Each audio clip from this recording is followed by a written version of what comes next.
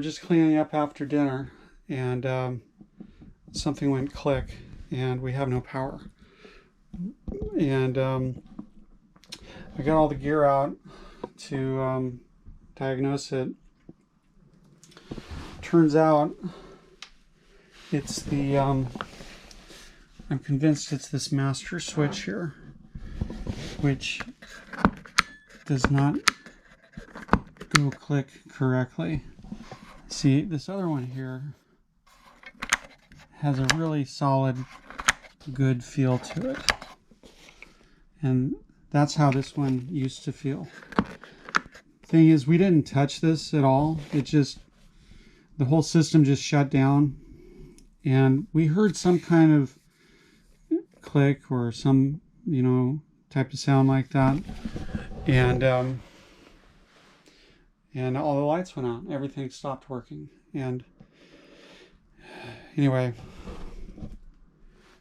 I took the voltmeter, and there's power going to this one, and the other side of the switch, no matter what I do, won't get power. So I'm convinced it's the switch and we have to replace it. So thankfully we're in port. Could be a lot worse. This would have meant no radar, no chart plotter, no radio, no Starlink. No running lights. No running lights. Fortunately, the bilge pump works, so that's good. But yeah, no running lights. Yeah. But we are at dock. We are fine. We have a bilge pump that works. We're going to be okay. There's a West Marine a mile away. They may have a switch that'll work. I just need to find the rating of the switch, and yeah, we'll figure it out. It took a while to figure out what was going on with the electrical system. Basically, the master house battery switch broke. Don't know why. I think it's because we were actually using the inverter with some pretty high current to heat some water, and you know, this 18-year-old switch finally aged out. So there's two switches in there. One of them has a really solid, they're identical. One of them feels correct. The one that's broken just doesn't turn. So something finally broke in there. It's really weird that it happened without us actually touching anything, but my guess is that the thermal expansion from you know, being heavily used for a bit, that's what finally did it. Anyway, I'm trying to figure out where to get parts. We're walking to a marine store that probably doesn't have it. We ordered something from Amazon. Should be here in 2 days. There's worse places to spend 2 days. There's some seals out there. But it's not what we expected, and you know, I actually have to work today, so it's gonna be a challenge to get enough power to do everything I need. I'm regretting not bringing my extra battery pack that I had in our camper. It's basically like a large 12-volt battery with a compressor and jump starter and everything, and it can charge USB, which would have kept us going for a couple of days actually, but I did not think we were going to need it, so I didn't bring it, and so now we're scrambling. So anyway, we'll figure it out. It's more of an inconvenience than anything, but you know, if you're going to be broken down somewhere, it's not a bad place to have it happen. Well, in continuing the trend, we already recorded this, but something went wrong with the camera, so we're doing it again. All right, battery switch situation. So it's really not fun that this happened, but I think we're both starting to realize that it's a good thing that it happened, both when and where, and understanding why, I think. You know, a couple of things went into it. What were you going to say? A couple things went into it. You know, we didn't test the systems thoroughly enough. So we definitely learned that we need to be more thorough in how we stress test these systems. You just can't assume things are going to work okay until you push them. So we had the water heater on for, I don't know, maybe 20-30 minutes, and I had turned the water heater switch off, and about maybe 10 seconds later the DC master switch, battery switch, stopped working. Didn't know that was a problem at first. But did you say that the inverter was on? The inverter was on, yeah, and the inverter was powering the water heater. Yeah, because we are not on shore power. Right, yeah. The dock we're at just doesn't have shore power, so, you know, we're using our own stuff. And doing some dishes, wanted some warm water, turned on the water heater, didn't think about it too much. Did our dishes, turned it off. Click. Yeah. We're in the dark. In the dark. So, yeah, we had enough flashlights, fortunately, but not enough to make me comfortable with our flashlight situation. We need to get some more flashlights. We have like 6 flashlights and 2 high-powered spotlights. Yeah. That you can't use indoors.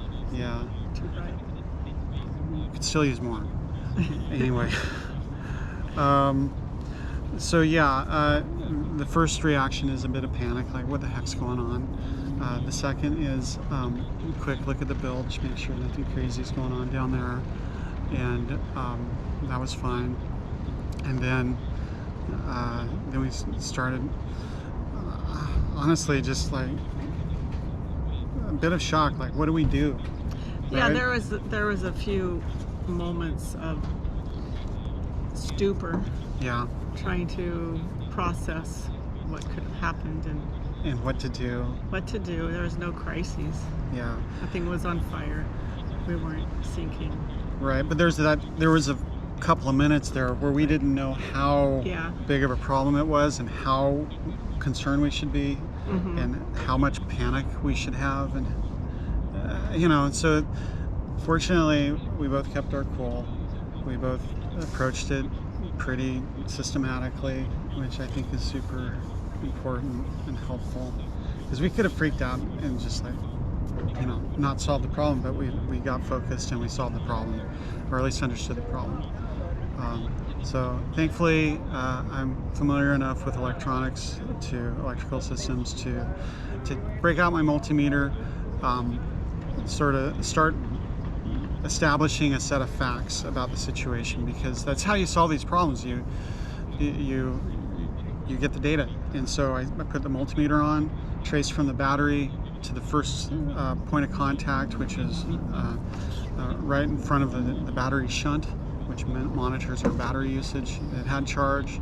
Checked the next over to you know, the next part of the circuit, and then I got to the master switch for the house side of the battery, and one side of the switch had power, the other side didn't. I adjusted the switch. It felt funny, felt weird. I couldn't get it to energize the other side of the switch. Now there's another switch that's identical for the engine battery, same model. It goes click, click, really solid, really feels good. The house battery felt just broken. Yeah, it actually looks a little odd in that it's kind of erased from the, I guess, the faceplate. Yeah. It's kind of sitting strangely. You know, I didn't notice that, but I was reading that this model of switch, the internal mechanism, can break and can cause things to get out of alignment. So that maybe that's what's happening here. So if we replace this switch, I mean, we will replace this switch. Do we replace the other one if we're assuming that this one is aged out? I think we should consider that. They're not terribly expensive. I think $60 or less. And I'm talking, don't replace it here, but Right. when we get home. Yeah. And Yeah. then we can use that house battery switch, the PEMCO one, as backup. Yeah. Yeah. So we should. I think we should have a backup switch, since they're the same basic switch. We can do that. It happened in a good place. Yeah. We were at a dock, totally safe. The night before, coming in the dark, that would have been really tough if everything shut down right there. So, you know, we have our paper charts. Of course, we have our phones and stuff too, so there was already redundant backups, but still, we rely on this, so we need to make sure Yeah, it's solid. yeah, that makes me uncomfortable that we rely so much Yeah. on electrical versions of everything Yeah. Well, okay, electronic. totally get it. On the other hand, we have a phone, we have a tablet, and those two are independent of the boat. So we already have two backups on charts, and then we have the paper, which is great. That's a good final guarantee. So yeah, we learned some things though, too, like stressing the system hard. Don't trust it. We're not going to leave the boat with systems energized anymore. Not I that don't think we were, No, not really. but we would leave the water heater on in the evening, Yeah. not thinking too much about it. But I mean, it's old too. Yeah. It's coming to its age. Yeah. 17, 18 years old. And so yeah, I mean, I was looking into the water heater. That's definitely beyond its lifespan. People replace them. They're like $300 or $400. Not fun, but And there's a stainless version now. yeah. The old ones are starting to rot now. Yeah. And then we have the water manifold leak to deal with, and now this, and you know. We have the sewer system. All of the sewer lines need to be replaced. All of them, or Well, okay. you know, the main one Yeah. that goes to the tank needs to be replaced. Yeah, some hoses are starting to permeate. So it's adding up. We are definitely fixing our boat in We have a exotic boat for places. sale. I'm kidding.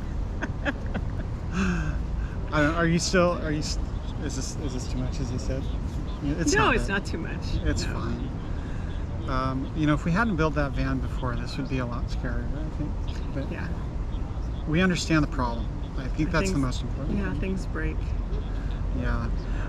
What I don't really like about this is that, you know, there's Come here, Ziggy. who knows how Come many here. I'll get you. systems are Over here. aging out Come here. that we're just gonna stumble across and have to be surprised by it. And so there's no way you can predict that, and so we're going to have to mitigate that by being really proactive about redundancies. You know, I mentioned the battery pack. I've got this jump starter battery thing that I have for the van that has a big old 12-volt battery. It's got USB outlets. It can jump start an engine, all that stuff. If we had that, today would be a lot easier because I could work instead of having to worry about all this other stuff. It would be less urgent. So having redundant backups, redundant systems is super important. Have the ability to cut things off, like the water leak.